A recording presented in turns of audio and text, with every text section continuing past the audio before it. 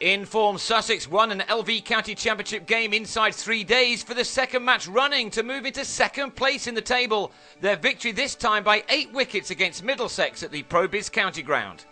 Sussex just held the edge at the start of day 3, with Middlesex resuming their second innings on 95 for 2, trailing by 25 runs, and they look to their night watchman Toby, Roland-Jones and Sam Robson to now get them ahead. But the deficit still stood at 6 when Roland-Jones nicked Steve McGoffin behind to go for 20, and Sussex were now set to pounce. They did have to wait until just after noon to strike again though, when Amjad Khan produced a beauty to tickle the edge of Robson's bat.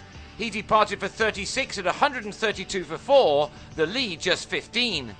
The visitors were determined to fight on, and with this relayed pitch still helping the hard-working bowler, Malan had to be at his best against both the pace of Khan and the slow left-arm spin of Monty Panesar. It was off Panesar that Malan was out, Chris Nash taking an exceptional catch under the helmet. Anticipating the sweep shot from Malan, he moved to his left and held on after an understandable parry. Brilliant stuff. The lead was now 31 and Sussex were in for the kill. John Simpson ducked into a Khan bouncer and received a nasty blow on the head. And it clearly affected him as 2 balls later, he edged to Michael Yardy and left with his side on 151 for 6. Khan then struck for the 8th time in the match in his next over, Gareth Berg nicking him to Ben Brown for the 4th of his 6 catches in the innings, which equalled a club record. Now on 153 for 7 and leading by just 36 with lunch still half an hour away, a 3-day finish looked a certainty. 4 wickets had fallen for 23 runs in 6 overs, and it now took a lot of endeavour from Neil Dexter to try to keep his side in the contest. Sussex decided to press the accelerator at the lunch break, and they attacked their former player Ollie Rayner, who was still nursing an injured left hand after being hit by James Anyon in the first innings. McGoffin hit him again, and then Anyon tested him out once more with a steepling bouncer.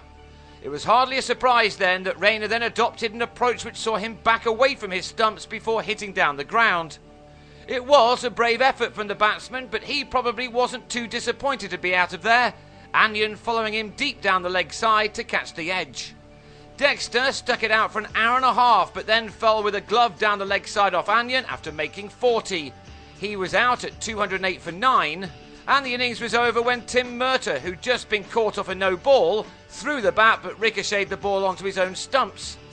Middlesex were all out for 211, and that left Sussex only 95 to get, a total they nearly struggled to reach to beat Durham a couple of weeks ago, so there may have been a nerve or two in the dressing room when Nash edged Murtagh low down to Dexter.